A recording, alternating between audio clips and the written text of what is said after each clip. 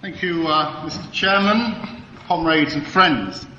Let me begin by quoting from a letter which was sent from the West Ham branch of the Communist Party to the West Ham branch of the Socialist Party in February 1943. Before my time. I quote, "The Communist Party has no dealings with murderers, liars, renegades or assassins. The SPGB has always followed a policy which would mean disaster for the British working class. They have consistently poured vile slanders on Joseph Stalin and the Communist Party of the Soviet Union, told filthy lies about the Red Army, the Soviet people and its leaders. They have worked to split the British working class and are, in short, agents of fascism in Great Britain. The Communist Party refuses with disgust to deal with such renegades. We treat them as vipers to be destroyed." And that was signed by J. Barker, Secretary of West Ham Communist Party. Well, Mr. Chairman, 40 years have passed since then, and it would seem that Brother Barker's bark was rather worse than his bite, because far from destroying the vipers of the Socialist Party, my opponent's party has spent the last 40 years attempting to dissociate itself from the political principles upon which it was founded. These days, members of the Communist Party think that it's a bit unseemly to remind them of their record of blind and uncritical adulation of Joseph Stalin. Instead of defending Lenin's successor against the vile slanders of the Socialist Party, they shuffle with embarrassment when Stalin's name is mentioned, a bit like Roman Catholics who've been reminded of the Spanish Inquisition. These days, the Communist Party is a mere shadow of the fanatical vehicle for the defence of Kremlin imperialism which it once was. The pictures of Comrade Stalin have been discreetly taken down from the wall. The talk about the socialist fatherland and the armed Bolshevik road to socialism is confined to those who are too old or too young to know what is expedient.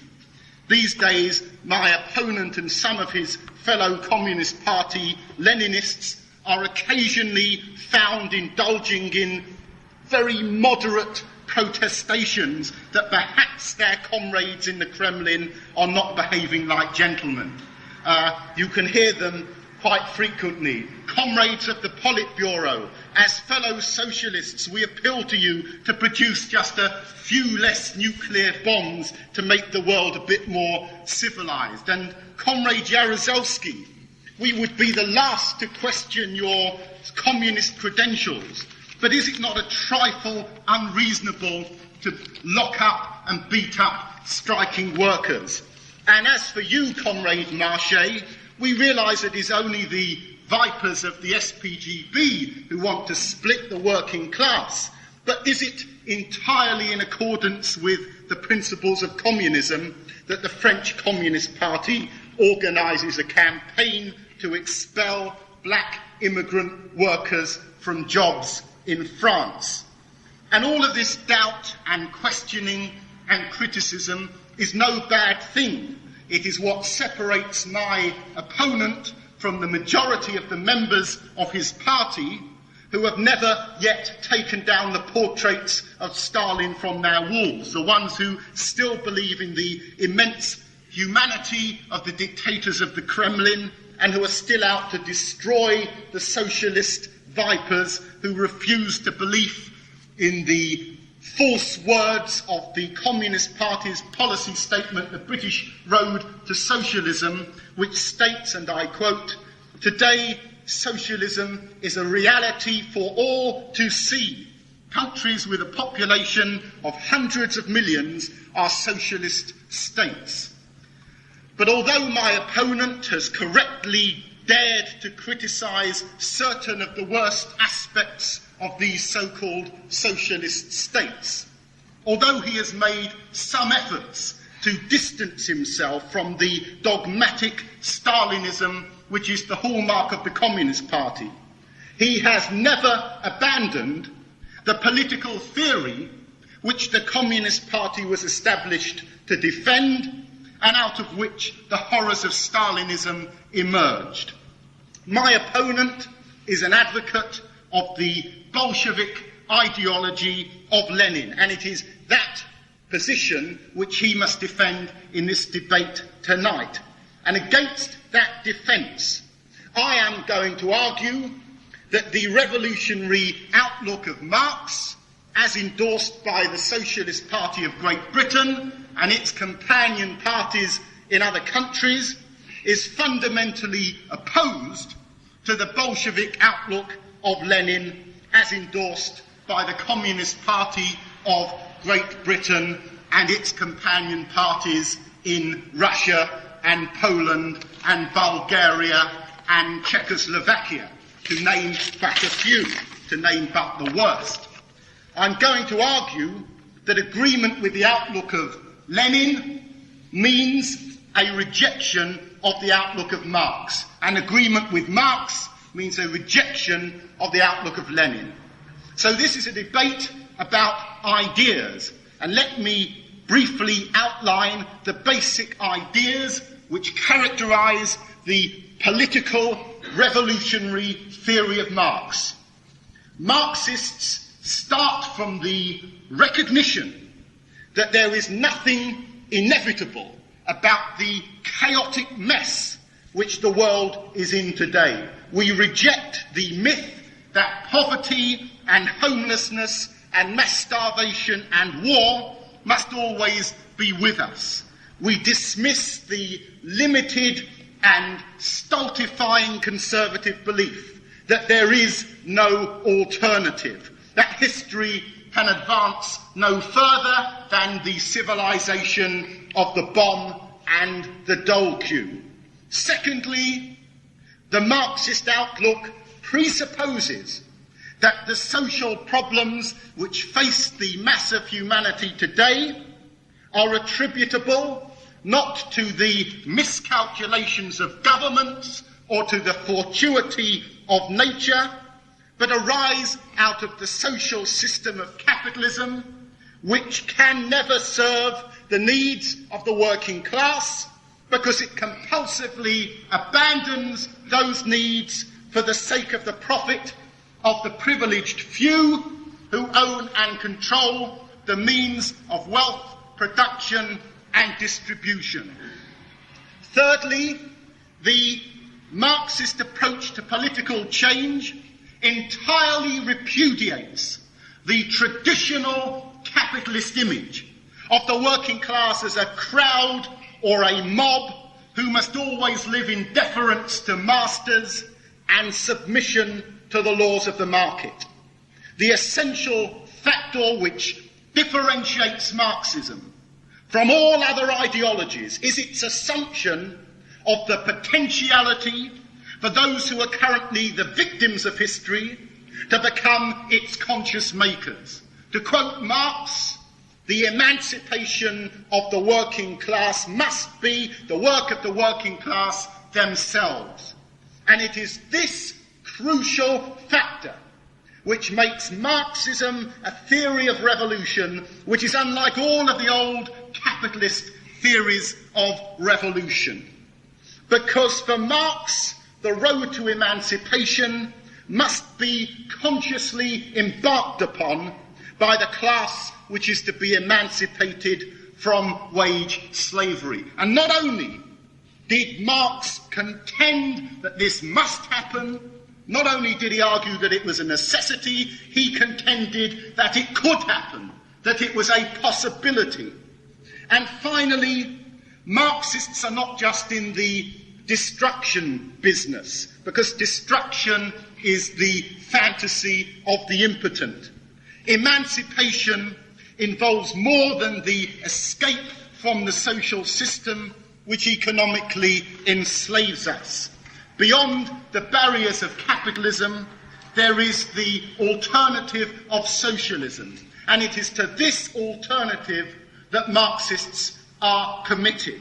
And this socialist alternative involves the common ownership and democratic control of the means of living, the factories, the farms, the docks, the offices, the media.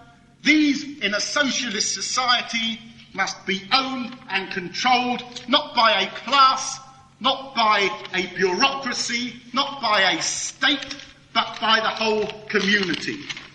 Socialism means the rational utilisation of the earth's resources for the use of the people of the earth, so that bread will no longer be produced to sell on the market with a view to profit, but will be made for the free access of all humanity, so that there will be no longer a perverse crisis of overproduction of food for the market while 30 million people starve to death each year. Socialism is a rational resolution to these contradictions of capitalism. Now, the opponents of Marxism find it very difficult to argue against this Marxist solution to the various problems, the numerous and insurmountable problems which exist within capitalism.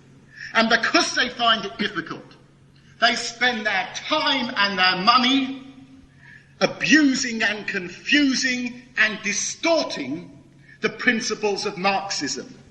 They talk about Marxist Russia and the Marxist militia in Poland which locks up trade unionists, and the Marxist president in Zimbabwe who has declared strikes to be illegal. And why should they not use these sticks with which to beat Marxism? Because after all, Brezhnev, who died yesterday, called himself a Marxist. So does Jaruzelski. So does Mugabe. So did Stalin. So does the Communist Party of Great Britain. And furthermore, the Communist Party endorses the application of these labels to every one of the dictators and regimes and reactionary movements which cares to style itself Marxist. And it is very understandable that workers who are not naive, not gullible, say that Marxism, that sounds very good in theory, sounds very nice as I outlined it just before, but when it is put to the test, all you get is dictatorship and political prisons and bans on strikes and just as many nuclear weapons.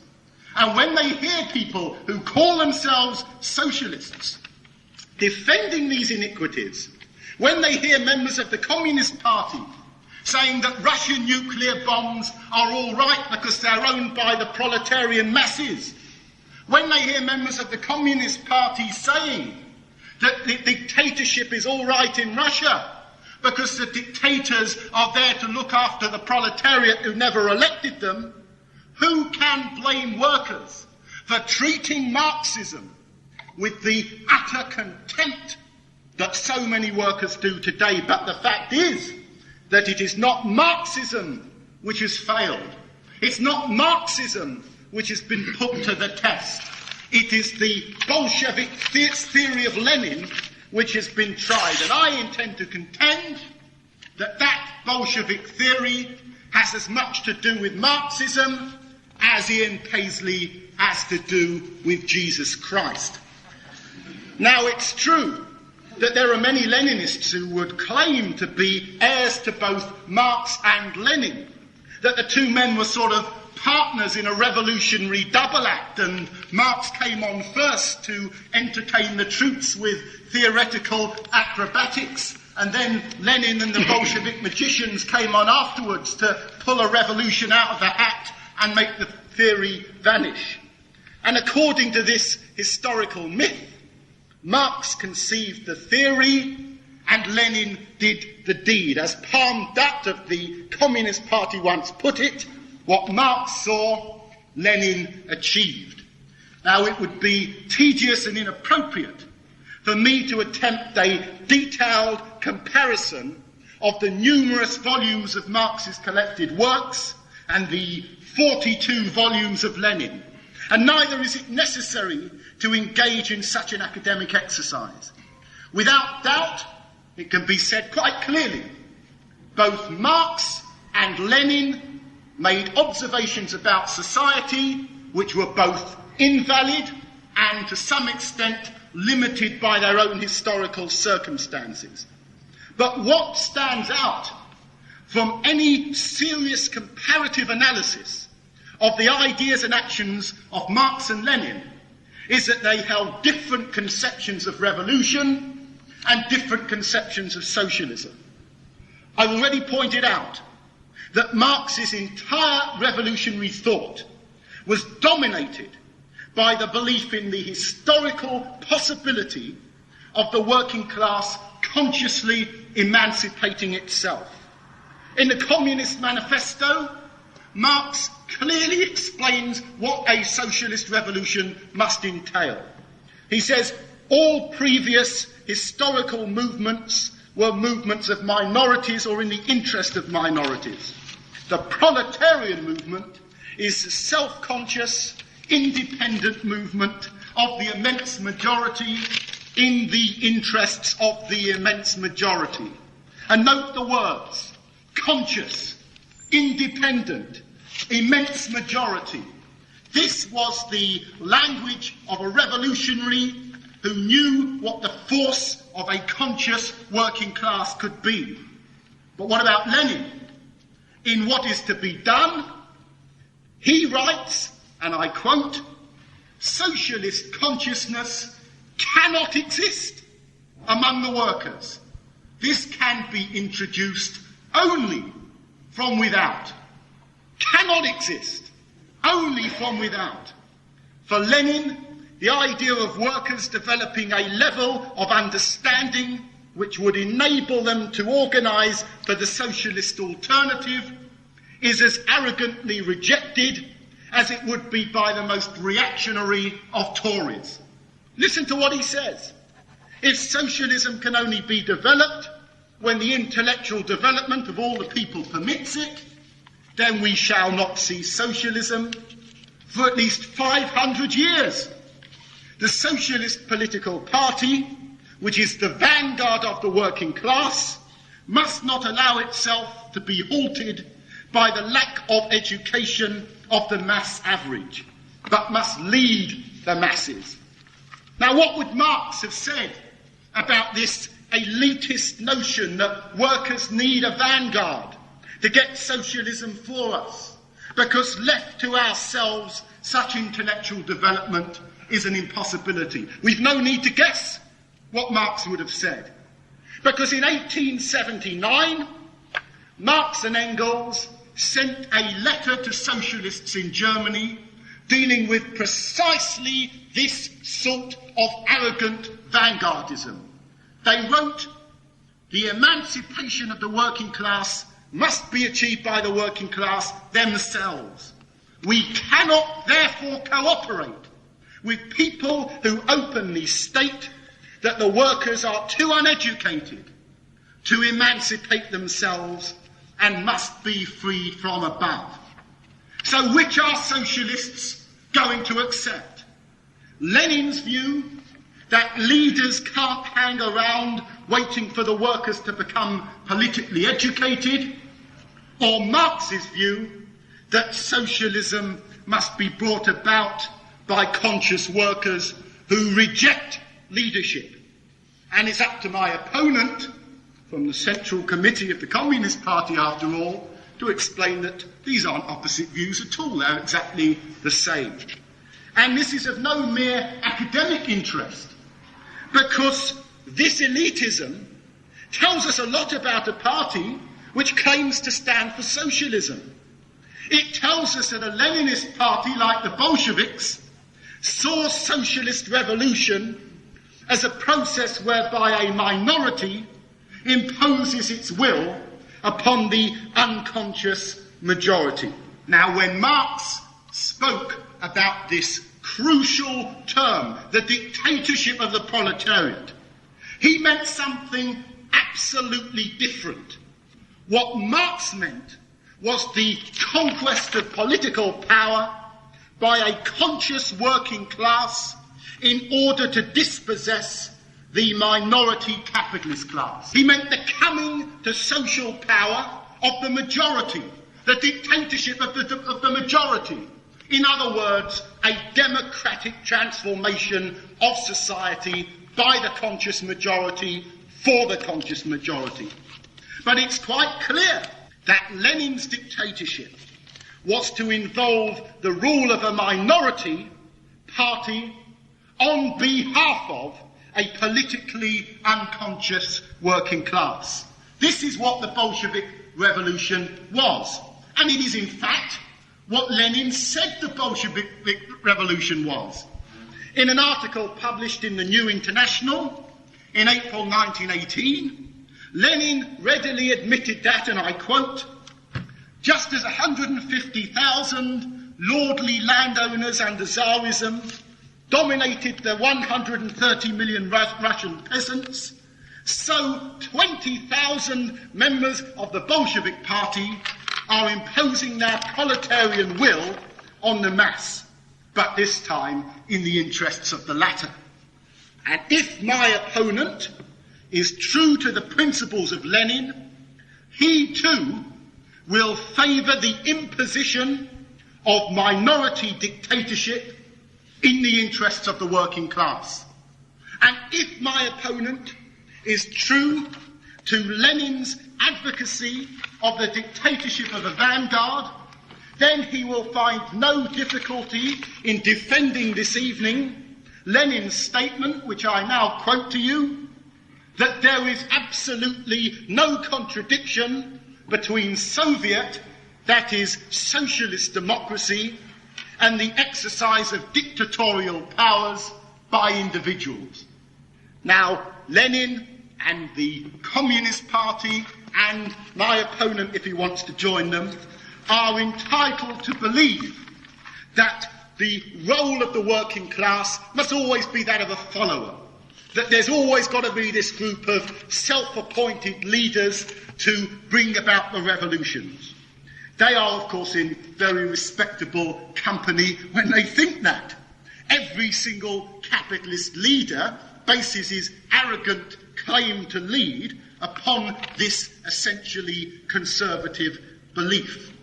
And as Engels wrote in his introduction to Marx's Class Struggles in France, all revolutions up to the present have resulted in the displacement of one definite class rule by another. They've used the majority, they've used the discontent, whether it's been of the proletariat or of the peasantry, in order to bring one minority elite into power instead of another. But, writes Engels, the socialist revolution is necessarily different. And I quote to you what he says. The time of surprise attacks, of revolutions carried through by small conscious minorities at the head of unconscious masses, is past, where it is a question of the complete transformation of the social organisation. The masses themselves must be in it, must themselves have grasped what is at stake, what they are going in for. And this is the revolutionary position of Marx and Engels. No socialism without conscious socialists. Sorry if you can't hang around and wait, but that's the only way you're going to get it. No leaders imposing socialism from above. No dictatorships of the apparently enlightened over the unenlightened. But Lenin rejected these principles. Leninists reject these principles because they cannot hang around and wait the 500 years which Lenin spoke of for socialist consciousness to develop. And so what do you get when you impose a Bolshevik dictatorship in conditions where the material readiness for socialism is lacking. You get a new form of authoritarian state control, as you got in Russia. You get state capitalism, the rule of capital by a parasitic state bureaucracy, a new ruling class which claims that its exploitation is in the interests of the people it exploits. And members of the Communist Party get very upset when you tell them about this state capitalism which exists in the socialist fatherland. But they only have to look at what Lenin himself had to say in May 1918. He openly stated, and I quote, "State capitalism would be a step forward if in approximately 6 months' time state capitalism became established in our republic.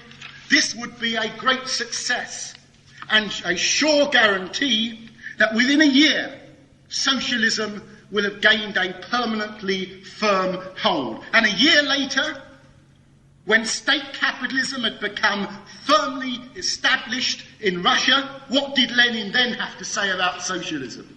He said, and I quote again, "Socialism is nothing else but a monopoly of state capitalism instituted for the benefit of all the people, and by virtue of that ceasing to be a capitalist monopoly." And that, to this day, is the Leninist position. State capitalism is socialism. Socialism is capitalism run in the benefit of the people. If Lenin was alive today, he'd be a sure candidate for the SDP. A worker being employed by the Ford Motor Company, according to the Communist Party, is being exploited in accordance with Marx's theory of surplus value. But of course, a worker producing cars in a Russian factory, a worker producing ships in a Gdansk shipyard, who hasn't even got the opportunity to form a trade union, which his employers do not run, whose surplus value is being stolen away by the dictatorship which he has had no say over electing, oh well, of course, according to my opponent, he's not being exploited at all. He's a free citizen of a socialist state. To be kind to my opponent, I may say that such reasoning is the product of the most profound mental confusion. To be rather less kind and more frank, I would suggest that the Leninist conception of socialism is a fraudulent masking of the tyranny of state capitalism behind the rhetoric of Marxism. Mr. Chairman, in conclusion, my opponent has a lot to answer for, and I'm not going to detain him much longer. He has to answer for the fact that his party has repeatedly urged workers to elect anti-working class Labour governments. He has to answer for his party's various positions in relation to the last World War, including its support for the so-called Communist Pact with the Nazis. He has to answer for the fact that the Daily Worker was the first newspaper in Britain to express support, unequivocal support, for the barbaric atomic bombing in Japan. He has to answer for Budapest and Prague and the crushing of Solidarity. He has to answer for the racism of his comrades in France and the nationalism of his fellow import controllers in Britain. These policies are the legacy of Leninism, which he must defend. But above all, it is the duty of my opponent to deny the possibility that a majority of workers, without following leaders or accepting dictatorships, can take conscious and democratic action to immediately establish a propertyless, moneyless, wageless, stateless society. He must deny that. And if my opponent admits that that possibility of such a social revolution that the world has never before seen, if he admits that that could happen, that it's worth organising for, that it's something on the cards now, then he betrays the political principles of Lenin. And let's be in no doubt whatsoever, it is only out of such a betrayal that the victory of socialism can be won.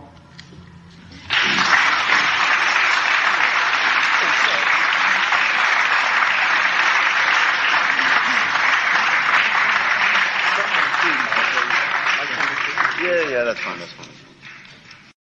I must say, that was good, meaty stuff. Never occurred to me in my innocence that I'd hear Marx almost equated, perhaps refuted, as the equivalent of St. John the Evangelist preparing the way for the coming of the Lord. But one lives and learns. And Monty has certainly got some things to refute there. Now, along comes Monty Johnson of Marxism Today to reply to that particular theme, and again on the theme, did Lenin distort Marx? Monty Johnson. Thank you. Well, comrades, I will attempt to stick to the theme under discussion, which is whether Lenin distorted Marx, rather than feeling myself to be in the position of having to answer for everything that has been done in the name of Leninism. Comrade Coleman objects, not unreasonably, to having to answer for everything that has been done in the name of Marx and Marxism.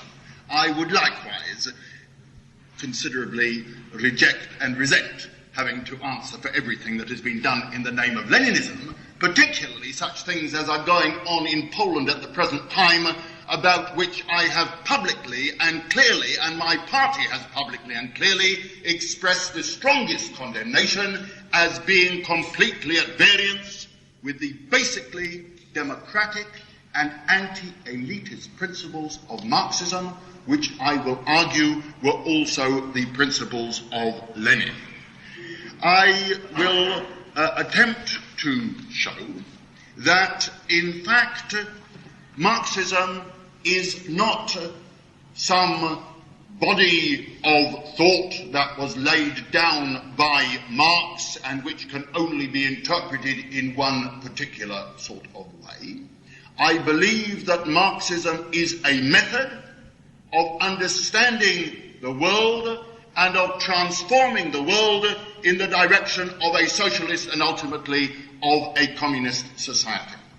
And I believe, and I will attempt to show, that operating under the particular conditions of the Russia of his day, which were quite different from the conditions which Marx was analysing in the Western Europe of his time, Lenin was to lead the greatest revolution that the world has seen, and was to take Russia out of the camp of capitalism and imperialism and to put it on the road of creating a new society based on working class power and based on the construction of a society with the public ownership of the means of production, distribution and exchange.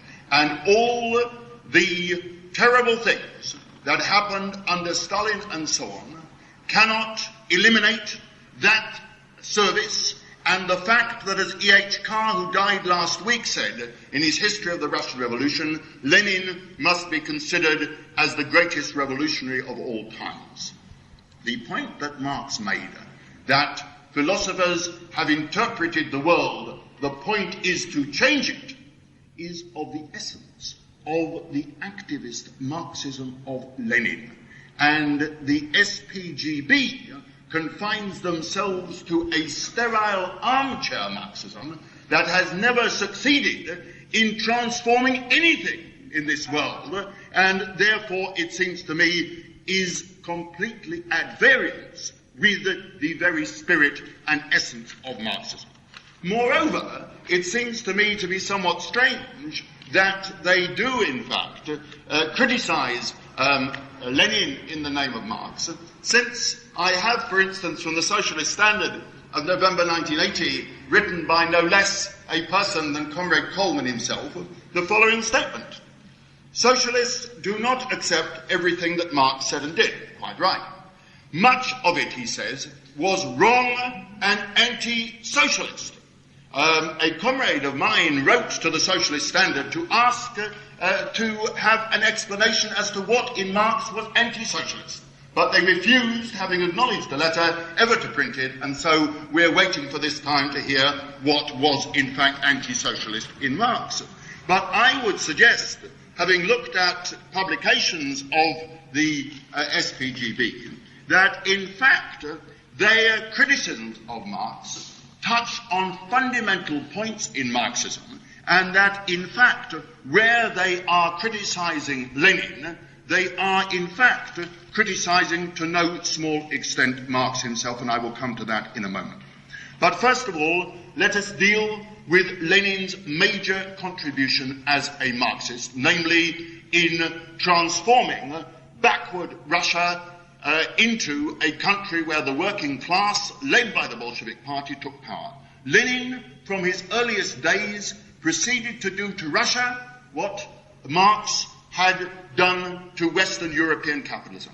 He analyzed in his book The Development of Capitalism in Russia, which is a basic, fundamental Marxist analysis, the way in which capitalism was developing in Russia, and was able to refute the Narodniks who argued that in fact Russia could bypass the capitalist stage. The conclusion that he drew, and this was of course validated by the capitalist development which was to take place in Russia in the first years of the 20th century, Russia could not evade the capitalist phase. It was therefore necessary to organize the working class into an independent party which first of all would push forward the broadest possible movement to carry through a bourgeois democratic revolution, which is what Marx and Engels had seen as the necessary next step in Germany and other European countries in 1848, which hadn't yet carried through a bourgeois democratic revolution,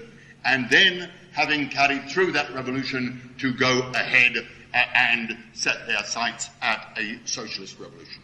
Now, Comrade Coleman has told us that Lenin was an elitist, that Lenin's conception of the party as put forward in What Is to Be Done, written in 1902, was completely at variance with the idea of Marx that the emancipation of the working class is the task of the working class itself.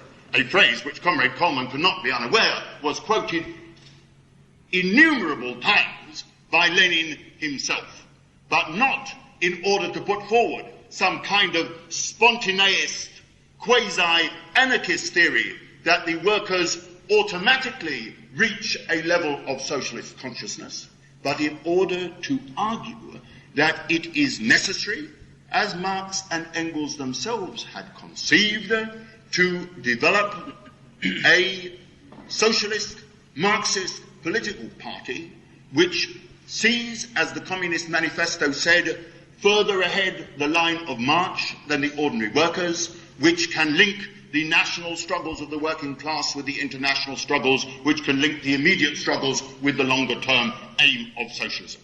If in embryo the SPGB believed that the working class can spontaneously work themselves up to the level of socialist consciousness, I don't know what they're doing in business. As I understood it, the whole contention of the SPGB was that their role was to bring socialist understanding to the working class. Now that was what Lenin, in What Is to Be Done, argued quite clearly. But he did not argue that the workers were incapable of achieving a socialist consciousness. He argued that particularly in the conditions of the Russia of his day, when the workers were undereducated, forced to work 10 hours or more a day in factories, that initially the consciousness that they would attain by their own efforts would only be an economic or a trade union consciousness, and that in order to appreciate the wider connections between those economic demands and the need for a political revolution, first of all against Tsarism and from there on in against the whole capitalist system, it was necessary that Marxists, who in the first stages would, like Marx and Engels themselves, come from the educated intelligentsia, would bring these ideas to the working class. But there was no question of believing that it would stop there, and let me go on to quote passages in what is to be done that Comrade Coleman notably omitted to quote. Lenin said, having said that the working class exclusively by its own efforts is only able to develop trade union consciousness, said, at the same time, this does not mean, of course, that the workers have no part in creating ideology, such an ideology. They take part, however, not as workers, but as socialist theoreticians, to the extent that they are able, more or less, to acquire the knowledge of their age and to develop that knowledge. And he went on to say, and incidentally also to take practical steps to this effect, that to enable them to succeed more often in this, every effort must be made to raise the level of consciousness of the workers as a whole. And he, throughout his life, attached the greatest importance to helping to carry through the education and the promotion of working class cadres, which if Comrade Coleman has actually read the whole of what is to be done as opposed to certain selected extracts from Mr. Uteshin's edition of it, you will see Lenin referred to as Russian Babels, that is to say, people who are able by coming into a Marxist party to develop to the kind of leading positions that August Bebel was able to develop to in the German Social Democratic Party. And in fact, he went on to say, the working class spontaneously gravitates towards socialism, whilst at the same time he emphasized that, I go on quoting, most widespread and continuously and diversely revived bourgeois ideology spontaneously imposes itself upon the working class to a still greater degree. Now, surely that's true, and it's true of this country at the present time. Marxism is a method of understanding, analysing and changing the world that has to be brought to the working class and then developed further by the working class itself. To a considerable extent, this has happened in the certain parts of the Western European labour movement where there are strong working class parties. In 1902, when Lenin wrote What is to be Done, it had not yet happened. But Lenin was to emphasise very strongly, when he wrote the preface to a collection of articles in 1907 which contained What is to be Done, that what is to be done, as he put it, should be seen in the particular conditions that existed in Russia in 1902, in that historical context, and not taken out of that historical context. And you will recall, if you've studied Lenin's life and activity, that in 1905, when the first possibilities for a freer legal activity for the Russian Social Democratic Labour Party existed, that the emphasis which was placed by Lenin and the Bolsheviks was on mass recruitment to a mass party and the bringing of more and more workers into the leading positions in the Bolshevik Party. That was always Lenin's point of view. And throughout, whether it was in the 1905 revolution or again in 1917 and after, he stressed again and again the vital importance of giving the fullest possible rein to the spontaneous initiative of the working people, not in contradiction to the development of a conscious working class party leading them, but as a complementary process. Now, when Lenin, having opposed the First World War as an imperialist war, returned to Russia in April 1917 after the victory of the February Revolution, he presented his famous April Theses, in which he argued that Russia, having carried through a bourgeois democratic revolution, needed now to set its sights at a socialist revolution, which would also be a revolution directed against the imperialist war. But he went on to say, these ideas, which we're now putting forward, are only accepted at the moment by a small minority. Our task, therefore, is patiently to explain our point of view until we succeed in winning a majority over to that point of view. And again, he emphasized that we are not Blanquists. I quote him again in the spring of 1917. You cannot disregard the people. Only dreamers and plotters believe that a minority can impose their will on a majority. That is what the French revolutionary Blanqui thought, and he was wrong. When the majority of the people refuse, because they do not yet understand, to take power in their own hands, the minority, however revolutionary and clever, cannot impose their desire on the majority of the people. And he emphasized, without a majority, not only among the front ranks of the revolutionary classes, but in the country generally, without that, there can be no question of insurrection.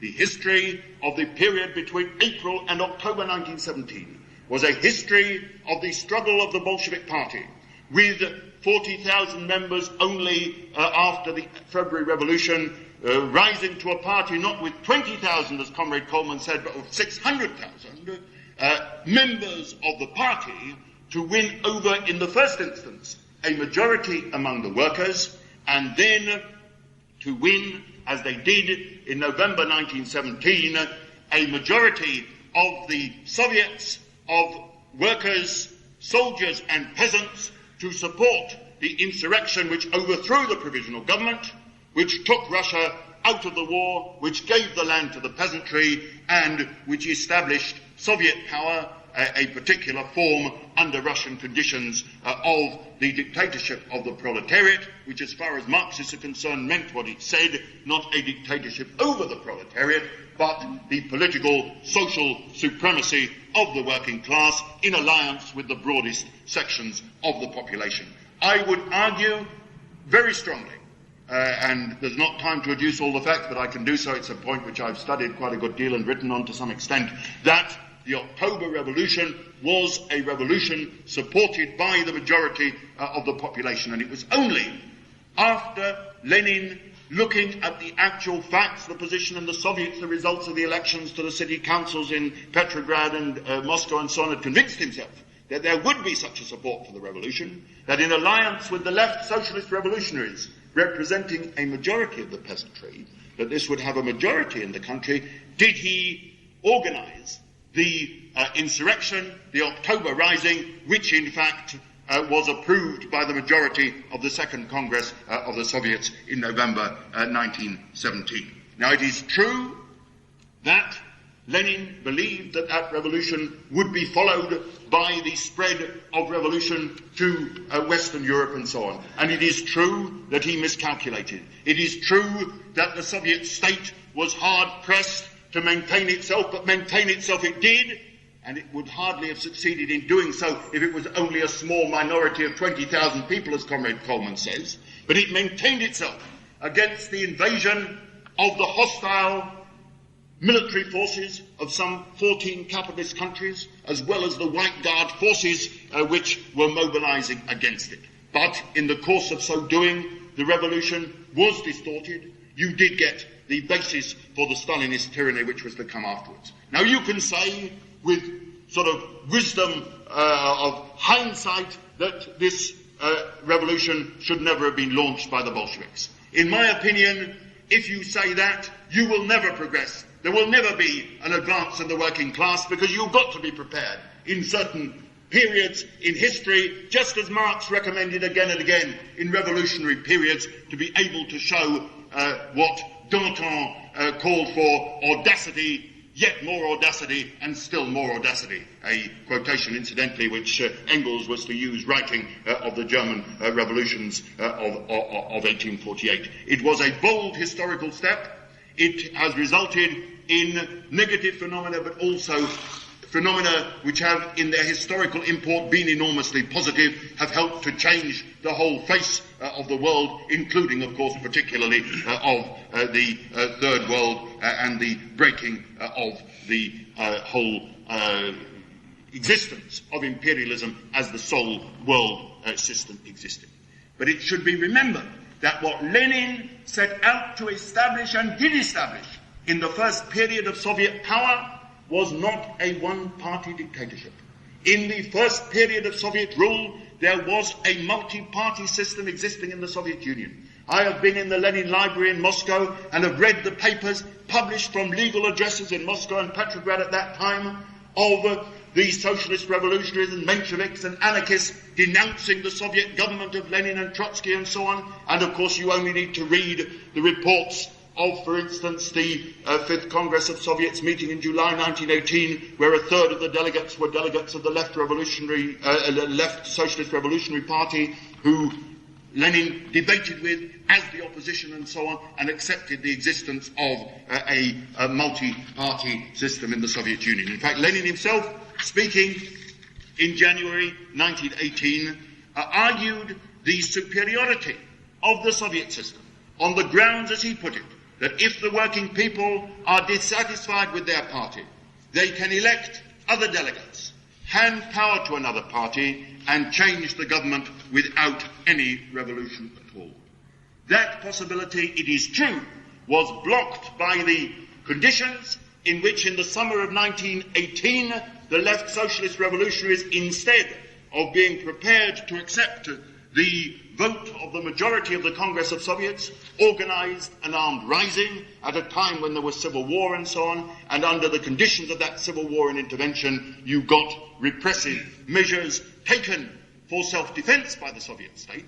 I'm not saying that even within that framework all of them were justified. I don't believe that they were. There was a great deal of brutality and so on, which was exercised under the conditions of Russian backwardness, but they were conceived of by Lenin as temporary measures. The fact that at the end of his life, Lenin, in his last articles, was to see the grave spectre of bureaucracy stalking the country and more establishing itself, not only in the Soviet institutions, but in the party itself, was something which unfortunately he was unable, with his last illness and his death, to prevent. And of course we had the whole period of Stalinism ahead. But I believe that precisely the ideas of Lenin, the basic anti-elitism that characterized Lenin's conception of Soviet power, are the ideas which ultimately will inspire a democratization in the socialist countries in the same way as they inspired the Prague Spring of 1968, the initiative for which was taken, in fact, by the Czechoslovak Communist Party. Now, of course, when the Bolsheviks took power in Russia, they did not do what the SPGB recommends should be done, and that is to say, immediately to nationalize, socialize everything, abolish wages, money, and God alone knows what not. They did essentially what the Communist Manifesto suggested revolutionaries should do. And I quote, "The proletariat will use its political supremacy to wrest by degrees all capital from the bourgeoisie, to centralize all means of production in the hands of the state, i.e. the proletariat organized as ruling class to win the battle for democracy." Now this is an idea which the SPGB is not very keen on. In their edition of the Communist Manifesto, they tell us that the Communist Manifesto was a useful production. Well, we agree, it was a useful production, yeah. Youthful and useful. Was a useful production, a challenge to a world of privilege that had not yet hardened into the overwhelming sway of the capitalist class with a subservient working class producing what society lives upon. But the policy outline was in some respects not clear, leaning towards leadership by a section of the population. Apparently Marx and Engels were guilty of what Lenin is reproached with as well, as far as the SPGB is concerned. And when they talked about making inroads on the possessions of the privileged groups, wresting the ownership of one industry after another from them by using the control of state power, these were mistaken views, according to the SPGB. Industry cannot be wrested from capitalist ownership by degrees. The change must be fundamental, immediate, and complete.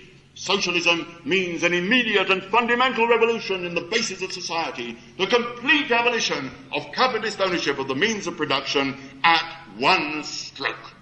Well, comrades, I believe that this is gross utopianism, and so did Marx and Engels, not only in the youthful production of the Communist Manifesto, which it is true that they wrote when they were but in their 20s, But likewise, at the end of his life, Marx was saying exactly the same thing. For instance, if you look at his marginal notes on Bakunin's Statism and Anarchy, written in 1874 to 75, when he was no longer useful but was already 56 years old, he wrote as follows: as long as the other classes, particularly the capitalist class, still exist, as long as the proletariat fights it, for, with its assuming governmental power, its enemies and the old organization of society have not yet disappeared, it must use violent or forcible, the German word is gewaltsam, forcible methods, hence governmental methods. If it is still a class, and if the economic conditions on which the class struggle rests and the existence of classes have not yet disappeared and must be forcibly swept away or transformed, its process of transformation must be forcibly speeded up. In other words, right to the end of his life, Marx had a conception of a stage-by-stage transformation of capitalism, not the SPGB conception of doing it by one stroke. And similarly, as far as the Bolshevik Revolution was concerned, and the whole period of the new economic policy introduced in 1921, which was so violently denounced by the SPGB and a number of others. Comrade Coleman quotes Lenin's reference to state capitalism in Russia. What did Lenin mean? Lenin meant that in the early period of Soviet power, alongside those sections of industry which were directly nationalized and passed into the control of the Soviet state, that it was necessary to extend the control of that state over private capitalist enterprises as well. These were what he called the state capitalist sections of the economy, not in order to stay there as some kind of ultimate ideal, but as a process in Russia which would represent an advance because it would enable a greater section of the economy to be subject to state control, the control of a state controlled by the working class, and to subject it to planning, and ultimately, of course, to take it over and bring it under the socialized control. So it was not a question of envisaging, as Comrade Coleman implied, the establishment of state capitalism in Russia, but only of using control over private capitalist enterprise alongside of nationalization at a certain stage in the process which Marx and Engels had spoken of. Now, in fact, in the same document, he is commenting on Bakunin. He says, Bakunin talks about this dictatorship of the proletariat as being envisaged by the Marxists as only a short dictatorship. And what does Marx say in his marginal comment? He says, non, mon cher, in French, no, my dear fellow, the class domination of the workers over the sections of the old world fighting against them must last for as long as the economic basis of the existence of classes has not been destroyed. In other words, for a long historical period. Now, our comrades from the SPGB talk about the doing away of the state and so on. I don't know what this has in common with the Marxists as opposed to the anarchist conception. I'm not suggesting that they have got the same conception as the anarchists on the question of political action and so on in the present society. But in terms of their conception of how you leap from capitalism to socialism, the word they equate with the higher stage of communism virtually, thereby with a minimum period of transition, or in many of their publications they seem to be saying with no transition at all, to a stateless, moneyless, classless society. In fact, of course, Marx and Engels explained very well the stages. Marx, in his critique of the Gotha program, spoke of the need to preserve the state during this whole period of the dictatorship of the proletariat. He spoke of a political transition period in which the state can be nothing but the revolutionary dictatorship of the proletariat.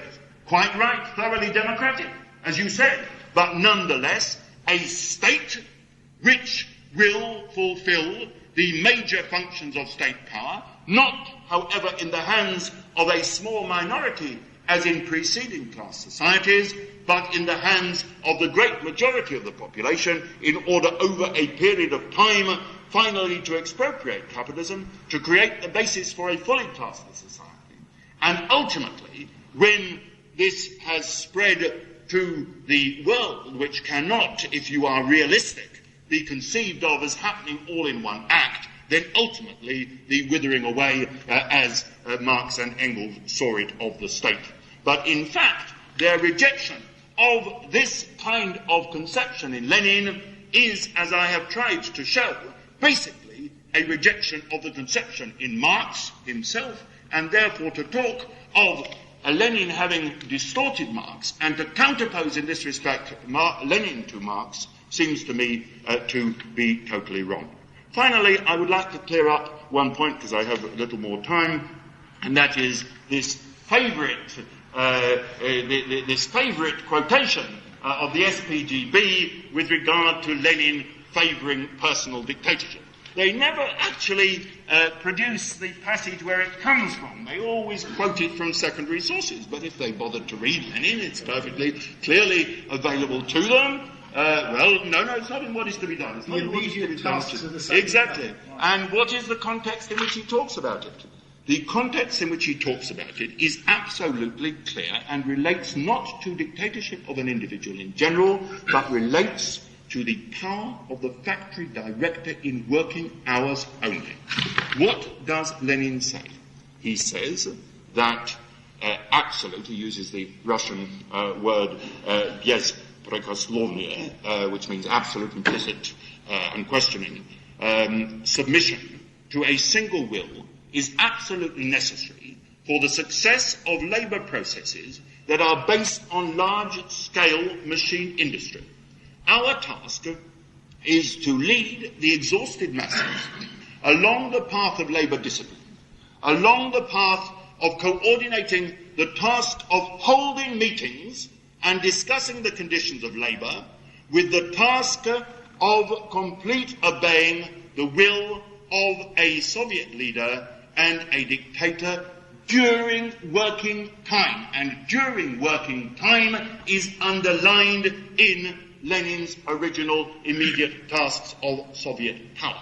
Now, trying to understand the conditions in 1918 that existed in Russia with a broken down industry and with a situation where the workers' control that had rightly been established while the factories were, in fact, in the hands of private capitalists, just did not give them the possibility of pulling that industry out by its bootstraps and organising the necessary labour discipline. Therefore, whilst preserving, as he says, the full discussion and debate and so on outside of working hours, during working hours, in the process of production, the need for one-man management of industry. Is this totally at variance with the ideas of Marx and Engels? I would refer our comrades to Engels's well-known article on authority, written in 1873 and directed against the anarchists. Engels, basing himself on his own very intimate knowledge of the cotton mills in Britain, said, in industry there are very definite production requirements. I quote, and whether particular questions are settled by decision of a delegate placed at the head of each branch of labour, or if possible by a majority vote, the will of the single individual will have to subordinate itself, which means that questions are settled in an authoritarian way. And he went on to say the development of large-scale industry and agriculture increasingly tends to enlarge the scope of this authority. In other words, Marx and Engels and Lenin had a much more realistic view of what was involved in running a socialist society than do our comrades from the SPGB. It is a question of combining efficiency in the organisation of production with the greatest democracy and democratic control. Engels refers to the most desirable thing being, in fact, a decision by a majority vote. and that is what we would be in favour of in normal conditions which exist in this country. But under the particular conditions that existed with the breakdown of Soviet industry in 1918, Lenin was doing, it seems to me, nothing different from that which Marx and Engels themselves would have envisaged. May I say, in conclusion, that if you have any doubts with regard to the basic democratic, anti-elitist and indeed pluralist outlook of Lenin, you only need to see the position which he was taking in 1920 and 21 in the debate in the Russian Communist Party on the trade union question. He argued specifically the trade unions need to defend the workers against their own state. And he pointed out that that state has got bureaucratic distortions. He argued then, as at other times, for the maximum initiative and freedom of the workers themselves to defend the interests of their class, even against the bureaucratic distortions which would appear even in the framework of a socialist society. I am not trying to put Lenin into a political beauty competition. Lenin made many mistakes. Lenin said many things which, in fact, can be criticized in retrospect. But I would repudiate fully and totally the idea that he was an elitist, the idea that he envisaged establishing autocratic control over the working class, and similarly, I would totally repudiate that that is the idea of the Communist Party in Britain today. Thank you.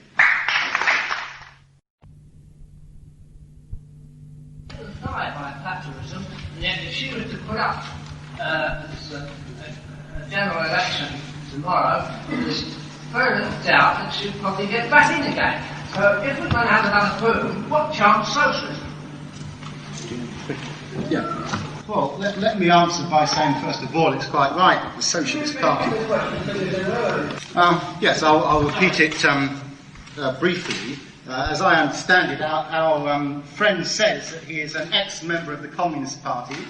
He understands that the Socialist Party argues that capitalism goes through a constant cycle of booms and slumps, that at the moment we are in the middle of a serious worldwide capitalist crisis, and yet at the same time he says the working class seem to be loving capitalism. Well, can I say this? I think that there is a certain kind of pessimism that can set in about what workers think about capitalism, which arises from accepting what certain established channels would want us to think about capitalism. There's no doubt that there are not a majority of workers who want socialism now. They don't want it at a stroke, they don't want it bit by bit. But the ones who want it bit by bit vote for the Communist Party, the ones who want it at a stroke vote for the Socialist Party, and we both lose our bloody deposits. So there's obviously not a mass support for socialism. But at the same time, the contradictions of capitalism don't escape the consciousness of workers. Look, at the moment, we've got a situation where something like 2/3 of the population of the world are starving. Now, that's a real problem. At the moment, we've got billions and billions of pounds and huge resources going into the most devastating weaponry conceivable. And this impinges upon the consciousness of people. Movements do establish themselves, which are expressions of the discontent of millions and millions of working class people. Now, we in the Socialist Party don't ignore those movements. We don't look at something like the campaign for nuclear disarmament. We don't look at something like the movements that have grown up in Africa and Asia amongst workers and amongst peasants who reject the situation they're in and say that none of these mean anything. They're an indication of dissent. What we do say is that that dissent has to be channeled away from the nationalism and reformism, which it is so tempting to support because something seems to be happening. And we say that the only real changes that can come is by challenging that dissent into a real revolutionary path against the system. So, in conclusion on that point, what I want to say is that there's no shortage of discontent. Capitalism creates that for us by the bucketful.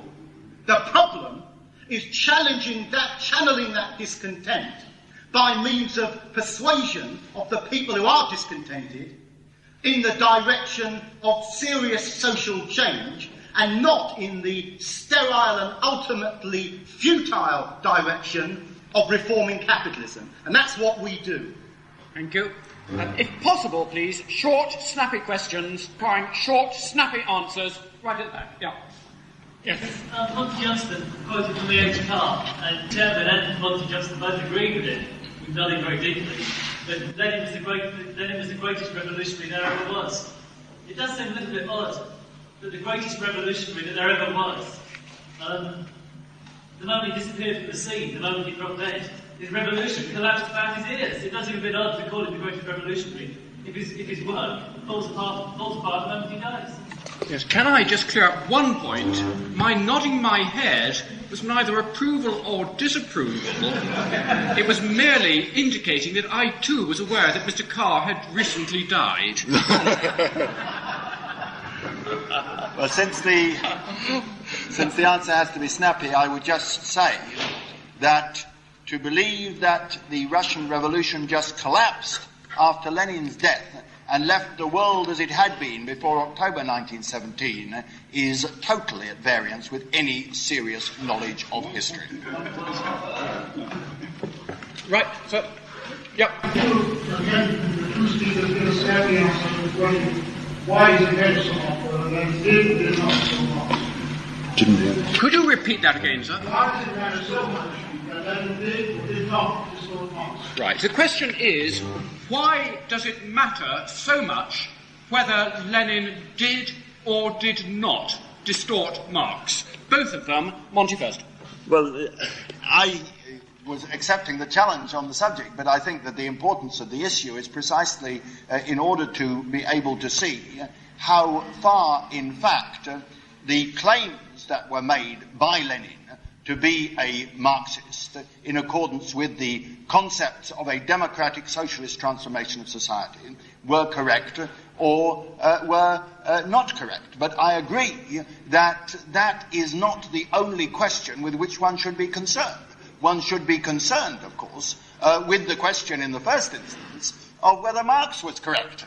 And I think that this debate, however, is a debate between people broadly who accept Marx's ideas and therefore for whom the next question, which involves the interpretation of Marx in the 20th century, involves an assessment of Lenin. Steve? I think the reason that it's an important question, it is an important question, and the debate of ideas shouldn't be undervalued. If you undervalue the debate of ideas, you end up with a Tory party and an SDP, there's no doubt about that. That it's important because if there are a set of ideas, and we believe as a party we have a set of ideas, which are inherited from a certain intellectual tradition, which say, for example, capitalism cannot be made to work in the interests of the majority, that you've got to have the conscious majority bringing about a social revolution.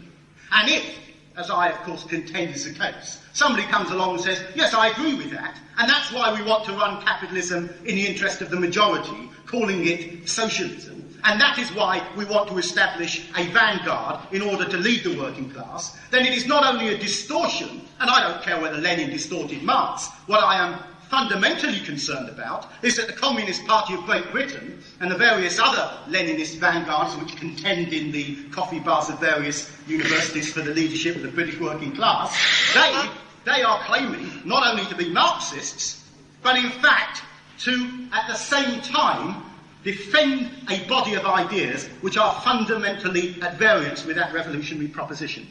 Sir? Yep. The speaker of the Socialist Party speaks of millions of people in the world coming to dissent from capitalism, and he says that the problem is to channel the dissent of these millions towards socialism. He speaks as if this has still to be done. Does he not know that the SPGB has already got 500 members? I don't know quite what the point of that question is, but I can still answer it. I can give an answer based upon my understanding, if not entirely comprehending your misunderstanding. The fact of the matter is that I didn't say for a moment that there was dissent against capitalism. What I said was that there was dissent which arose out of the contradictions of capitalism, and there's a fundamental difference there. If people are starving, they don't necessarily know about the intricate workings of the profit system. If people are about to be destroyed in a war, they don't necessarily know about the inherent conflicts over markets that go on within capitalism. What I said was that it is necessary to challenge that dissent, that feeling of wanting to do something, which the majority of people, I would say, have in one sense or another, and at the same time put that in a way that something can actually be done which is effective. Now, how many members the Socialist Party of Great Britain has got, you should be well aware, has absolutely no bearing whatsoever on the validity of the case we are putting. If you're looking for numbers, there's a Catholic church down the road. They've got a lot of people and not very good ideas.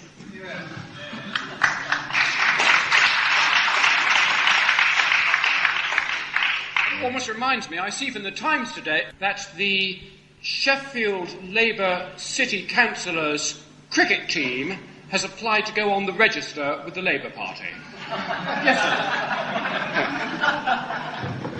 I would like to ask Monty Johnson why, if they believed in a multi-party system in 1918, he did away with the Constituent Assembly. Mm-hmm.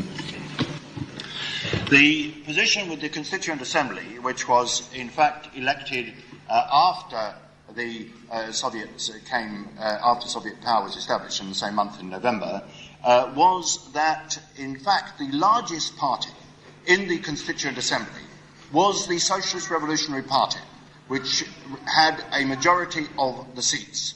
Now, the problem with the Socialist Revolutionary Party was that its list of candidates had been put up while it was still a united party. They had been nominated before the October Revolution. With the October Revolution, the Socialist Revolutionary Party had split into the Left Socialist Revolutionary Party and the Right Socialist Revolutionary Party. The Left Socialist Revolutionary Party supporting the establishment of Soviet power, the Right Socialist Revolutionary Party, with the majority of the old sort of notables of the party who dominated the electoral lists, in fact were opposed to it. The result was that the majority of the Constituent Assembly opposed Soviet power, and it was the contention of Lenin and the Bolsheviks that it did not in fact represent the feeling in the country as a whole, as shown by the extent, for instance, of support for the Left Socialist Revolutionaries as against the Right Socialist Revolutionaries at the peasant congresses and so on, indicating that there was a majority in the country for the October Revolution and for the two parties at that time which in fact supported it. Now, one could have argued that under those circumstances there was an alternative of dissolving the Constituent Assembly and having new elections. However, by that time already, a civil war had broken out down on the Don in the south and so on, and the conditions for that kind of solution were not present. And under these circumstances, the Constituent Assembly was dissolved, and the contention of Lenin and the Bolsheviks was that the Soviets, representing a more active and direct form of democracy throughout the country, were a better form of democracy, and that what subsequently happened, where in fact the White Guard forces and the invading powers that came later were thrown back, indicated that the majority of the people supported the October Revolution led by the Bolshevik Party. I'd like to follow on that question with another question. If Lenin was so keen on multi-party democracy, why after the end of the Civil War, and only after the end of it, in 1921, yes, were all legal, because there were still some legal opposition parties operating in the Soviet, that were really indulging in counter-revolutionary politics or cooperating with White Guard or whatever. Why was these parties in 1921 dissolved, made illegal, forced underground, and expelled from the Soviet? Why did this occur in 1921? Does this, more than anything else that was being done, really raise the question as to whether Lenin did have any intention of installing any form of democracy in Soviet Union. Yes. Right. First point, one should note, and this is implicit in the question, that even in the Civil War and intervention, that although restrictions were placed on their activity, that the Mensheviks, the right socialist revolutionaries, the left socialist revolutionaries, the anarchists and so on were able not only to carry on their activity, but in fact, even when they didn't have delegates elected to the Congress of Soviets, Lenin took the initiative of inviting these parties in 1919, in 1920 at the Congress of Soviets to send their leaders who were able to speak freely, to move resolutions, to criticize the Soviet government. People like Markov and Dan and the rest of them were able to take advantage of this. Lenin faced some opposition in his own party on this, of people who said, why should we allow these people from these parties to come? And he said, it is better that the ideas and criticisms should be openly faced and openly debated rather than they should be driven underground. First point, which is inexplicable in my opinion, if one accepts the idea that Lenin really wanted to do away with a multi-party system. So the second question, therefore, is why were these parties banned in 1921 after the Civil War and intervention had ended?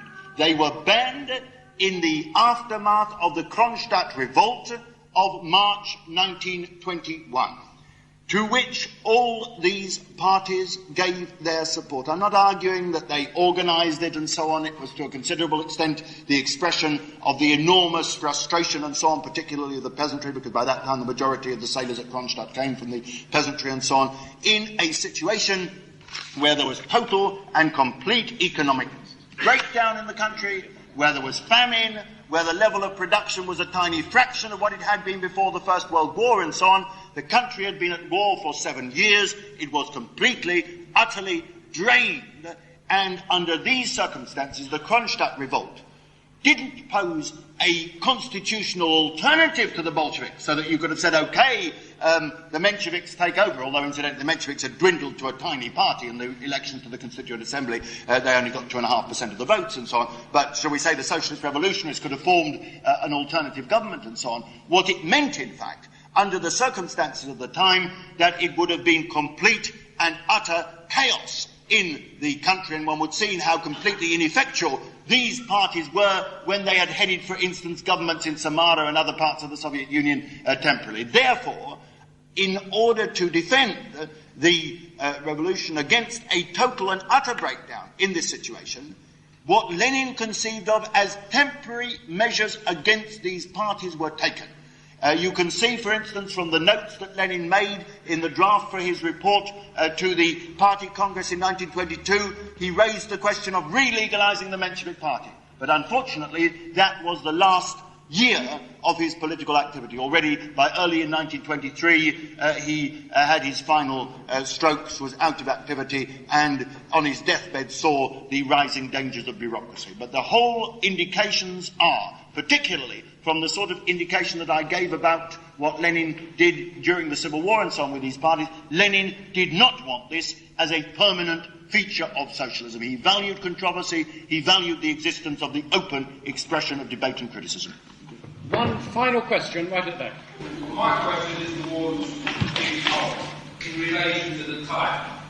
It has been questioned, well, like somebody has said, well, what does it matter whether Lenin distorted Marx or not? Well, of course, I think most people would agree that Lenin distorted Marx. The important thing is that in 1921 or thereabouts, when Lenin introduced state capitalism on his own business, from then on, the Soviet Union hasn't looked back anymore, and there have been claims made, for example, that private capitalists were done away with. There were no Soviet millionaires and things like that. Now, is that the case, or isn't it?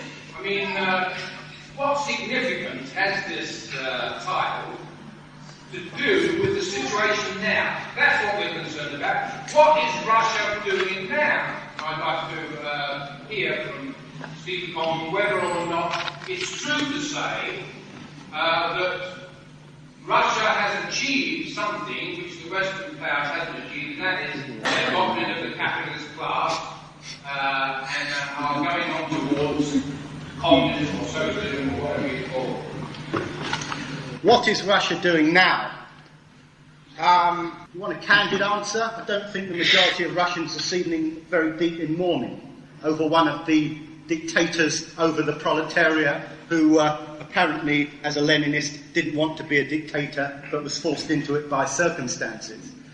As for the point about Russia looking back, of course, Russia has not only moved forward into capitalism, but it has brought in every one of the essential features of capitalism, of superpower imperialist capitalism that we have come to expect from the most backward and barbaric capitalist dictatorships. In fact, your point about Soviet millionaires, once again, we don't need the SPGB to give the answers. We can turn to the Anglo-Russian Friendship Society, a Russia Today publication by Reg Bishop, printed some years ago, called Soviet Millionaires, in which it said, don't worry too much about the situation in Russia. They've got millionaires in Russia, it's just like here. And if you join the Communist Party, that doesn't exclude you from the possibility of becoming a millionaire, as indeed it hasn't in some cases. So when it comes to it, on the question of what Russia is doing now, I would answer very simply. The Russian working class are in the same position as the majority of us here.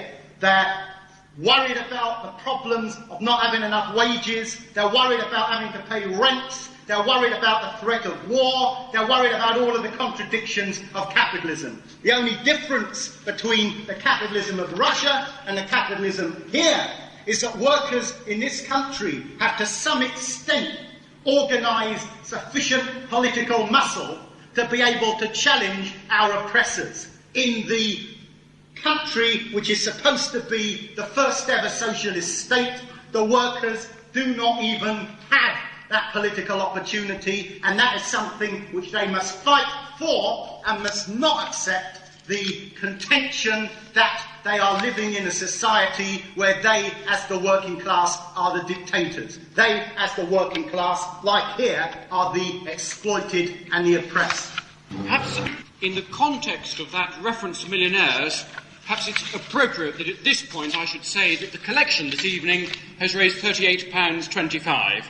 And no millionaires here. Thank you to those who gave to that. Now we have an opportunity, albeit very briefly, for a few concise, I hope, contributions from members from the floor, not as direct questions to our two speakers, but as further contributions to the thought, the central theme we have in front of us this evening.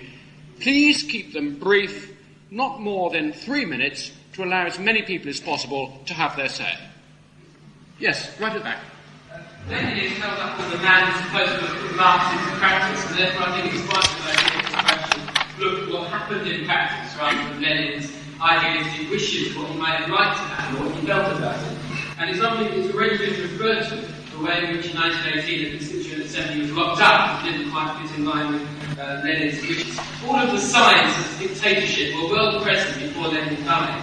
There's the ruthless crushing of the Kronstadt Rebellion in 1921. There's in the early 1920s, you have the new economic policy really brought into Russia by then, based upon capitalism. The NEP, which has been referred to more accurately, standing for the new exploitation of the proletariat. You have the Cheka, the secret police, being developed under Lenin. Lenin's famous communist Saturdays, which meant that you persuade workers to work overtime without pay, and you con them into doing it by saying it's for the sake of communism.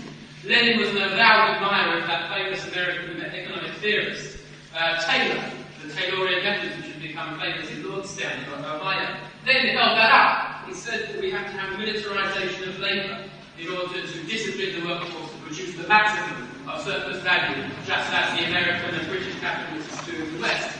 Now, all of that was happening well before 1924, with Lenin's death. As he learned his deathbed and regretting all of the bureaucracy which he saw enveloping him, he may have been regretful, he may not have been, that's not the question. The fact is that bureaucracy and that dictatorship was the logical and inevitable outcome of Lenin's policy of minority-led insurrection.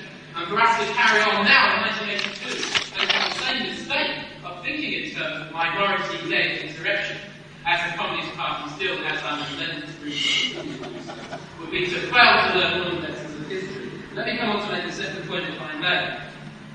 Of course, if the Communist Party and Lenin, both, as according to Monty Johnson, are in fact in favour of Marxist self-emancipation by workers, according to Monty Johnson, this is what they do stand for. They don't ask us to follow demagogues and leaders.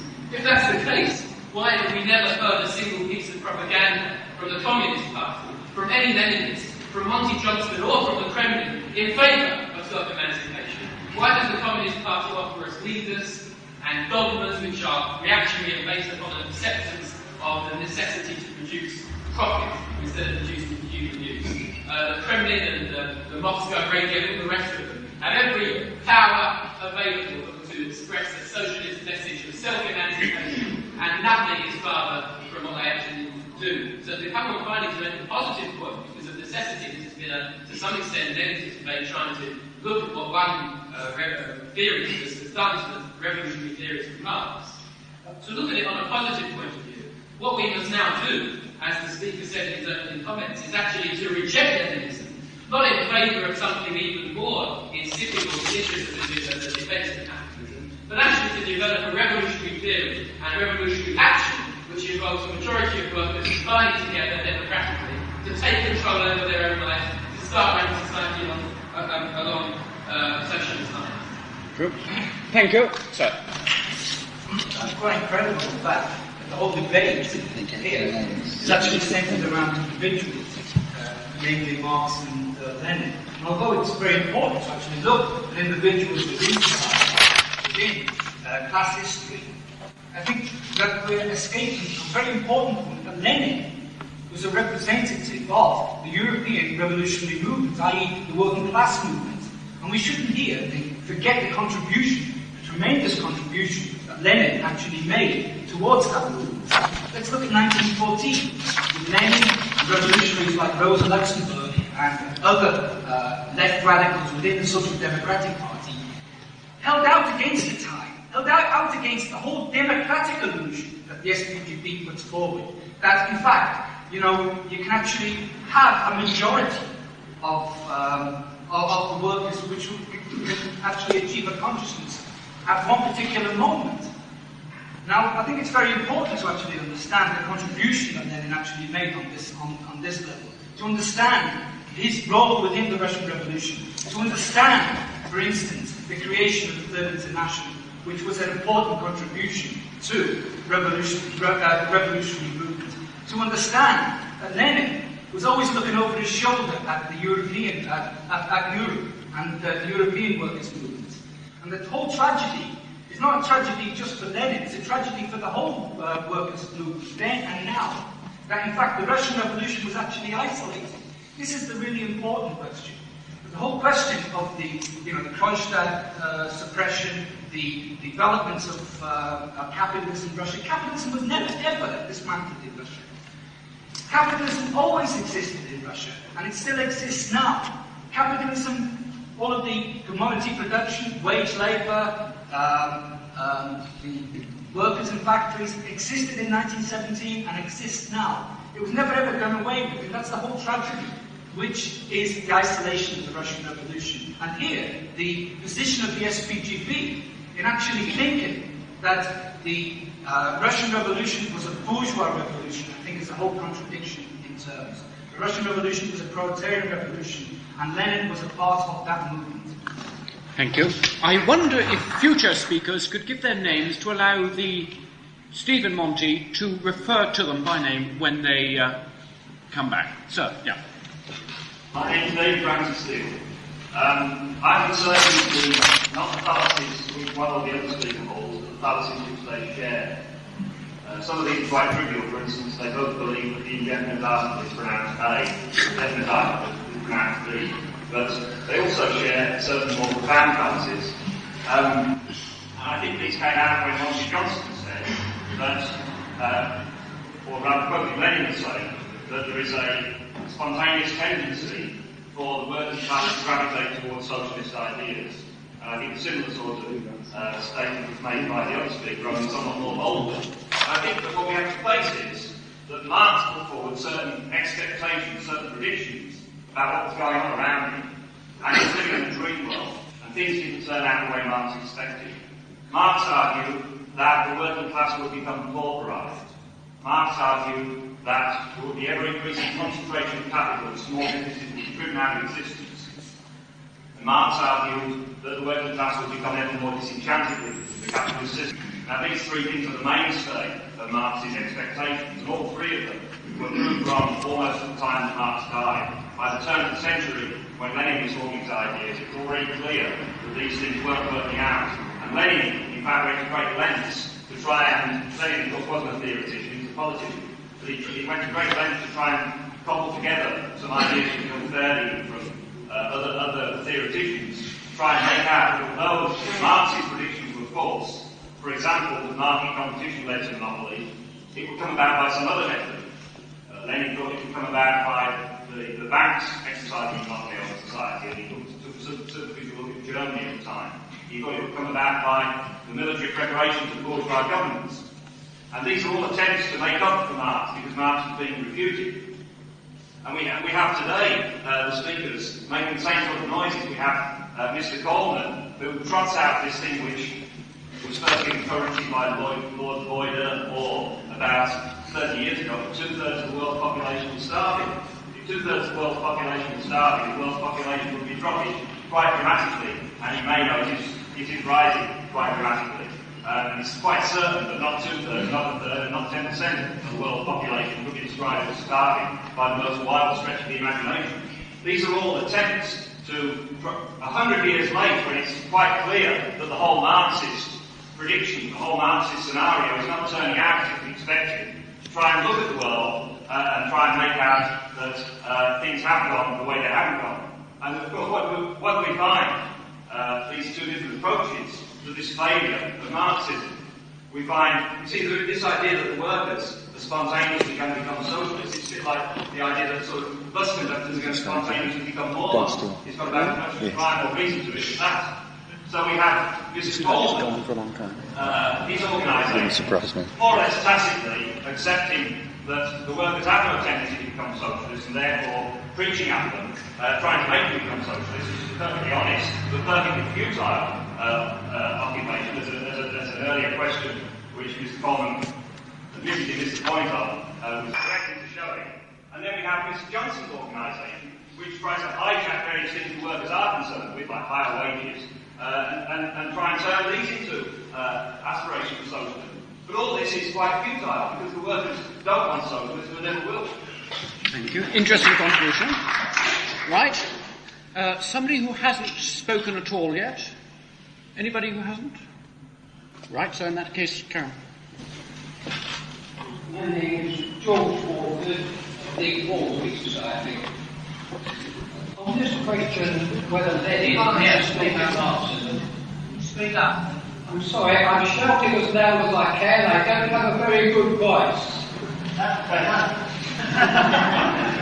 On the question whether Lenin distorted Marxism, the crux of the issue is whether you can or cannot have socialism or communism without the majority of what the SPGB calls socialists. Now, I ask the SPGB tell us quite clearly that you cannot have socialism until you have the majority of socialists. I ask the question designed to draw attention to the fact that while there are billions of workers in the world, and the SPGB needs a majority of billions before we can get socialism, after nearly 80 years, the SPGB has, I'm told by a member tonight, 500 members. The speaker, in reply to that question, Steve Coleman, said, and I quote, he said, numbers have nothing to do with it. What matters is the validity of our ideas. I want to thank Steve Coleman for the admission that the SPGB is not concerned with socialism because the majority they say they need, he says, has nothing to do with it, that they are not materialists, but that they are only concerned to establish the validity of their ideas. The Wolseley Society have been telling the SPGB that this was the SPGB position since the 1930s, and the last Steve Cohen has admitted it. Thank you, Steve. Right. Now, one final, sir. A final. Yeah, sort of follow that thing. When he says it's not the amount of numbers that matter, he says what he means is if the amount of people that hold an idea at a particular time does not make its case invalid, we still hold that it must be the majority of people I think we've just got 15 minutes. understand socialism before we can establish it. He doesn't mean that it doesn't matter how many people hold an idea at a particular time. Thank you. That was an interesting gloss upon what Steve would or would not have said. Yes. Finally, sir, you. Yeah. Sid Baker, my name is. First of all, I would like to congratulate Monty Johnson on his promotion to the Central Committee of the Communist Party. I'm sure Gordon McClellan will be very pleased to hear it. Also, I would like to thank the SPGB for organising this debate, because the SPGB had a long experience of organising debates, and if debates are the best means towards socialism, then obviously the SPGB has played a great part.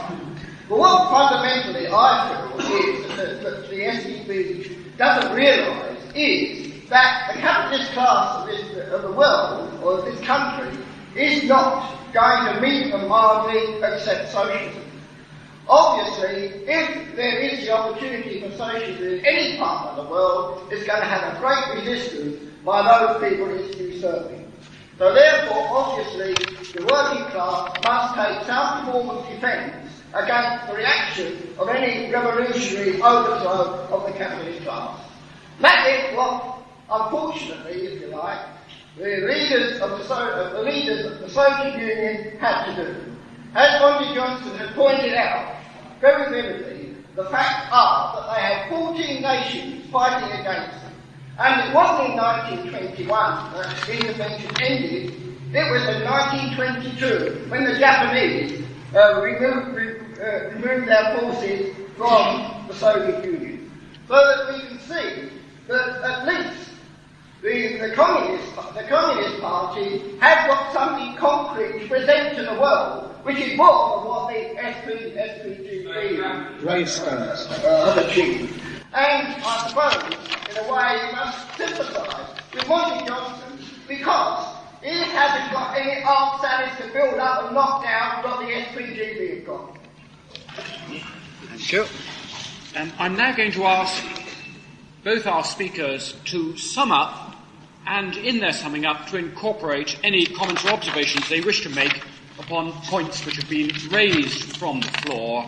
And in reverse order, we're going to start off with Monty first. Thank you, comrades. Well, there are a variety of questions which have come up, some of historical detail, some of interpretation. First of all, let me deal with the most comprehensive of the SPGB contributions, which was made by Clifford Slapper. Now, he has argued that, in fact, the actions taken by the Soviet government, and I will try to deal with some of them in Lenin's time, were a proof of the autocratic nature of Lenin. The problem is that when anybody tries to deal with real political situations, they can easily be criticised from the sidelines, from a kind of ideal armchair situation, by people who have no responsibility for running organisations, let alone for defending revolutions.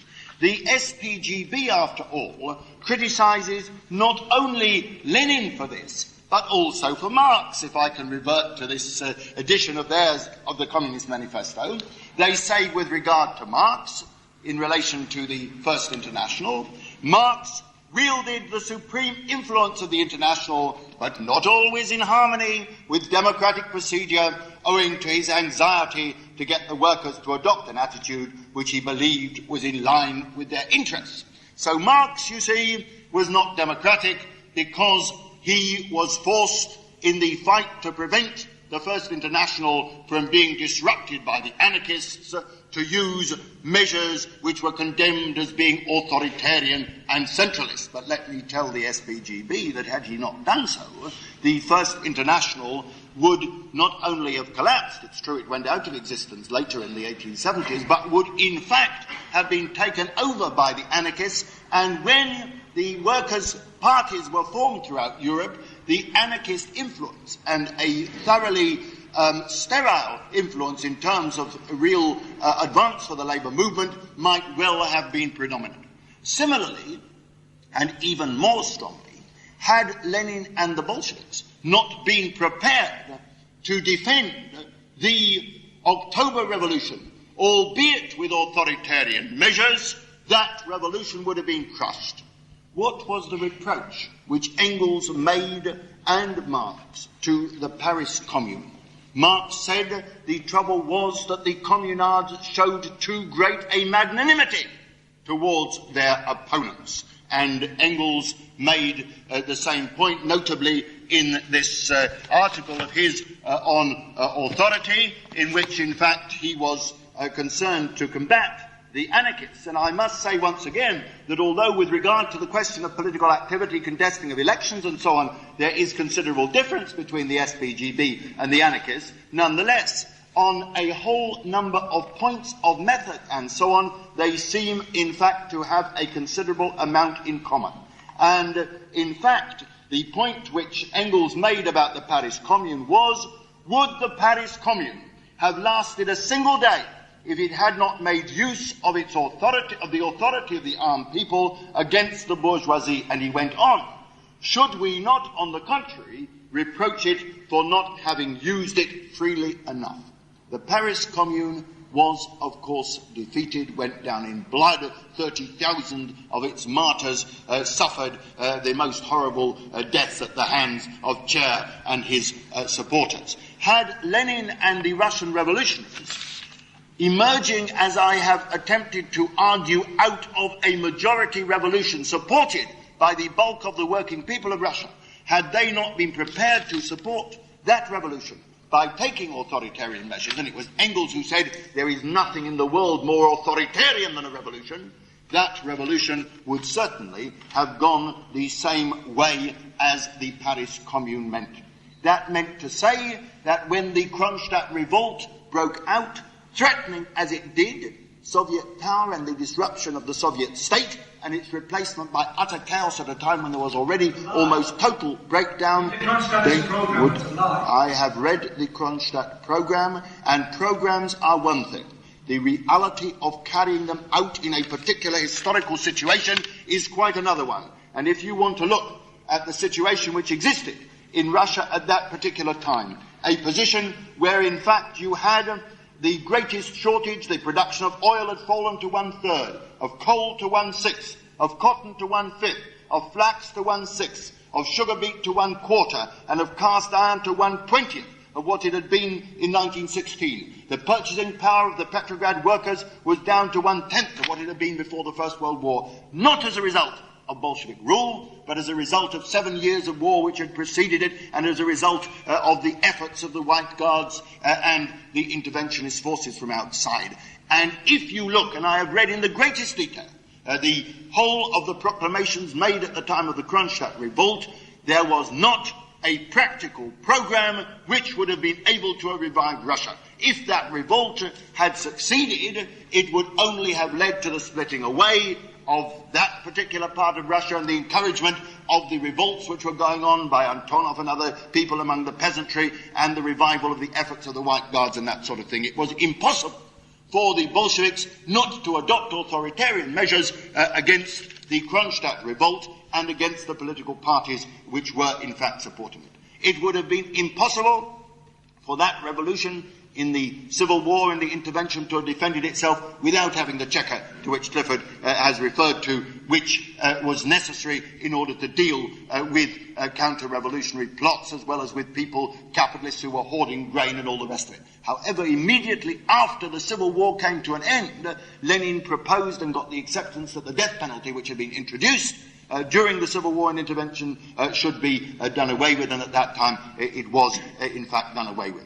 Clifford reproaches the Bolsheviks for having organised the Subotniks, the voluntary Saturday work, in order to get the people to come in and gather wood and other things which were necessary for fuel in order to, in a very primitive way, to at least fulfil some of the basic needs of the industry of the country. These are criticisms that can be made from the comfort, the relative comfort that we enjoy in this country today, looking down at a situation which is just not being understood. It was a situation of a revolution in a position of its backs against the wall and so on. It seems to me that in particular the call for the Subotniks, for the voluntary work and so on, was not only necessary for material reasons, but Lenin was right to see in it the embryo of the voluntary, selfless abnegation that a communist society will need to call forth among its people. The idea of counterposing leaders to the working people in a revolution again seems to be taking us back to the position of Bakunin in the First International, the idea that it is possible to make revolutions spontaneously without leaders. It seems to me to be totally unrealistic. It's not only at variance with the ideas of Lenin, but likewise of the ideas of Marx. Finally, the points which are made by Dave Steele. It seems to me that in trying to make an apparently scientific criticism of Marxism, he is being extremely metaphysical, because he says that the working class don't want socialism and never will. How does he know that the working class never will want socialism? If you look at the position today compared with what it was in Marx's day, there are far more people in the world who are conscious of wanting socialism and want socialism, and are in many parts of the world actually constructing the rudiments of socialism, albeit with all kinds of distortions and so on, than there were before. If one looks at the position in the world today, 1/3 of the world has been taken out of the imperialist sector of the world, and the rule of the bourgeoisie has been overthrown. That is surely an advance, albeit with all the weaknesses and so on there. If you look at Western Europe, you will see that in Marx's time, the First International in most of these countries counted only a few hundreds of supporters. Today, you have got millions of people voting for working class parties, and in a country like Italy, 30% of the electorate votes for a communist party. Now, I know the SPGB will say that this is not a really Marxist party and so on, but the fact of the matter is that they are parties pledged to socialist ideas, and the fact that the workers vote for them means that they want socialism. You may argue that they're going about it the wrong way and so on, but the fact that they associate themselves with parties which are pledged to socialism and so on means, I think it's impossible to deny, that socialist ideas in the world have advanced enormously compared with the position in Marx's day. You only need to look at how weak they were actually in Marx's day. And if that is the case, to argue that the workers will never want socialism seems to me to be entirely a metaphysical statement, and one on which I think that Steve Coleman and myself would be in agreement in repudiating. Thank you.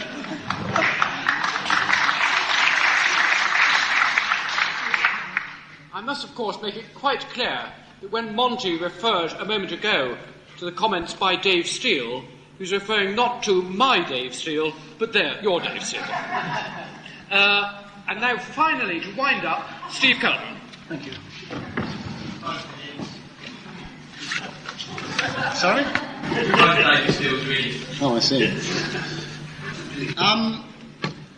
It's interesting that my opponent talks about the Socialist Party of Great Britain having the wisdom of hindsight about the Russian revolution. I think he's forgotten who he's debating against. Maybe he thinks he's talking to the SWP or the IMG or the WRP or one of the other numerous groups of Trotskyists. The Socialist Party of Great Britain and its analysis of the Russian Revolution possesses anything but hindsight, because it was an analysis that was made at the time.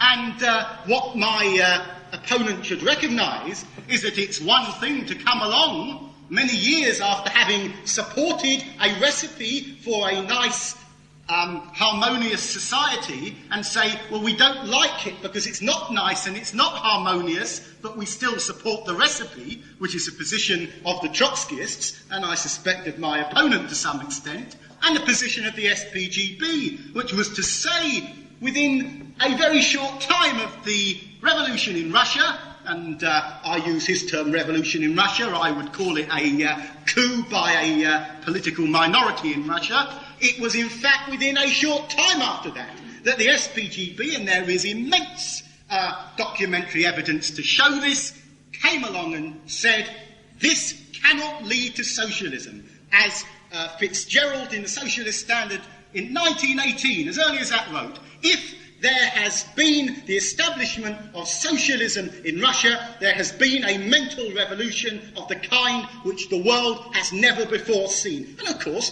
that mental revolution, that sweeping transformation of consciousness had not happened. And it is illusory to try to adjust history so as to assume that it did happen.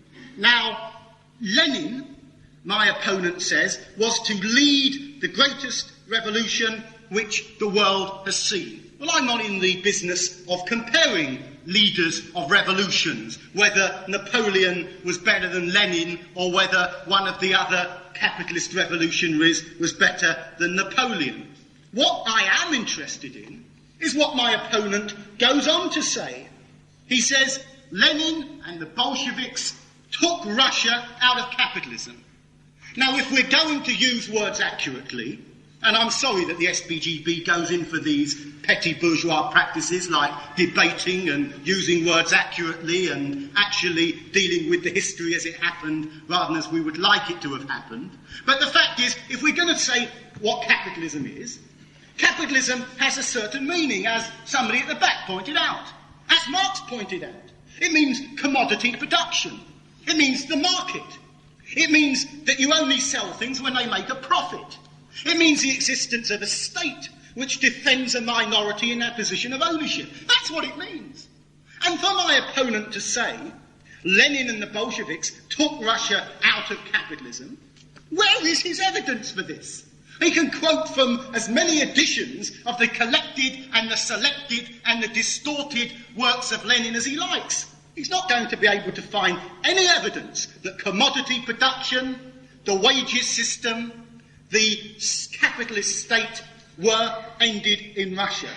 And when he says the working class established power in Russia, that there was Soviet power, well, I dispute that argument that there was Soviet power in Russia after 1917. And I would argue that on the overwhelming evidence of history, the Soviets, which were spontaneous democratic councils of workers that grew up in February 1917 out of the discontent of workers in Russia, it wasn't the Bolsheviks who brought them to power. It was the Bolsheviks who crushed the Soviets. It was the Bolsheviks who played the key role in destroying the independent, democratic, decision-making councils of workers. And then my opponent says, well, it wasn't really a dictatorship because it's only a dictatorship within working hours. I mean to say, what sort of nonsense is this? If Lenin was saying that when workers are at work, they've got to submit to the will of a single individual, which is what Lenin did say, and my opponent accepts that he says, and he then says, oh, but Engels says in his essay on authority that the single individual has to bow to the will of the majority. And this is exactly the same thing. Now, what sort of logical nonsense is that? Obviously, democracy entails the single individual submitting to the will of the majority. Dictatorship entails the majority submitting to the will of a single individual. So what Lenin was saying in the passage that I quoted and what Engels was saying in the passage that he quoted are entirely opposite things. And then he says Lenin, in April 1917, acknowledged the absolutely correct fact that only a minority of the workers in Russia, and the working class in Russia was itself, of course, only a minority of about 3 million out of a population of 130 million. But he says Lenin acknowledged that only a minority were socialists, and therefore persistent, hard work had to be done to bring about a majority of socialists. Now that's very good if Lenin said that, and I don't know everything that Lenin said. It's very good that he did. The fact of the matter is it didn't happen. The fact of the matter is that in the experience of history, the necessary work of education and propaganda and persuasion, which is the role of socialists who are wanting a democratic transformation of society, was never undertaken by the Bolsheviks. And when my opponent corrects me, and he says, "Oh, how dare you say," and incidentally I didn't say it, I was quoting from Lenin in the New International in April 1918, that 20,000 Bolsheviks imposed their will upon 130 million people. This is, of course, nonsense, he says. It was quite democratic. It was 600,000 people imposing their will on 130 million people. Now, it seems to me that my opponent has mathematical as well as political difficulties here. And then he asks, how is it that the Bolsheviks maintained state power? How did they maintain state power? If my opponent knows anything about the history of Russia after 1917, which he evidently does, he will know how they gained the support of the peasantry. They stole the policy which for years earlier the Peasant Social Revolutionary Party had been advocating, the old Narodnik policy of the black repartition, the old petty capitalist policy of giving every peasant his own strip of land. And in the Land Decree of November 1917, Lenin and the Bolshevik Party enacted that policy, which prior to 1917 and the Bolshevik coup d'etat, they had fundamentally opposed. That's how they won the support of the Bolsheviks. And when my opponent answers the question from the back, and he says, you've got to deal with reality. You've got to deal with things as they are, not as you'd like them to be. He's right. Absolutely agree with you. If you come round to my house tomorrow afternoon and tell me you're going to convert it into Buckingham Palace, I won't believe you. But if I come back in 10 years' time and you still haven't done it, and you say, well, I intended to do it, I had a programme to do it, but I was working within the constraints of reality, I have to say to you, well, you shouldn't have bloody set out on such an illusory course. And that is a problem. You cannot establish socialism where the conditions for it do not exist. Now, as for Mr. Steele and his indefinite article on why Marx was out of date, I'd say this to him. He says, no, this is nonsense about 2/3 of the world's population being starving, not having access to food. Not my figures, incidentally. They are the figures of the United Nations Food and Agricultural Organisation. But I'd say this to Mr. Steele. You know, in this free enterprise, capitalist society that you're so fond of protecting, they've got aeroplanes. Why don't you get on one and go out to India, or go out to Bangladesh, or go out to parts of Africa where people are starving to death while they're surrounded by mountains of food, and say, oh, it's not 2/3 of you who are starving, therefore the argument that capitalism contains contradictions which cannot be solved within capitalism is a wrong argument.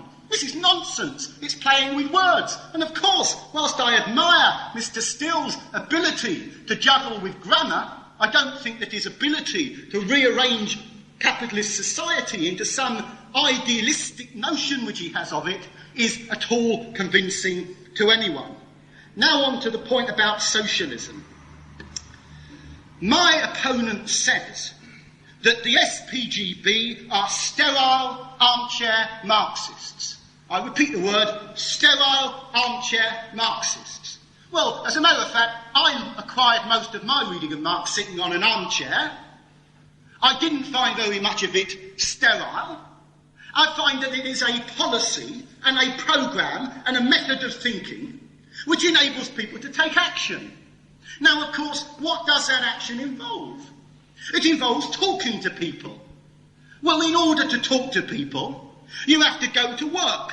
You go to the local pub. You go to any of the places where people meet together. And you talk, and you discuss ideas. And you say, that idea seems to be a bad idea. This idea seems to be a good one.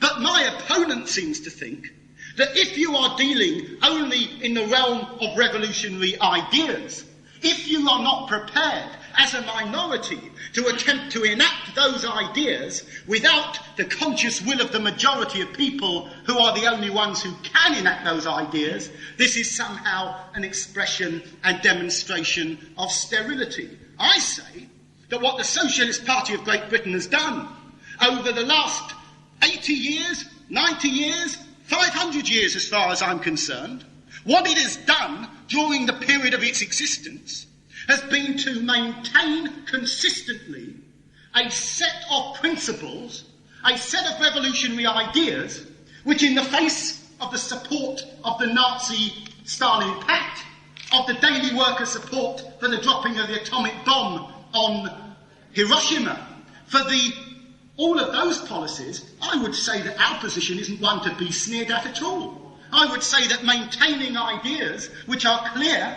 and scientific and worthy of acceptance by a majority of people is a lot more sensible than talking in popular terms which fail to disassociate your party from the rest of the capitalist reform organisations. And then my opponent says, the Socialist Party favours socialism at a stroke. Well, that's right, we do.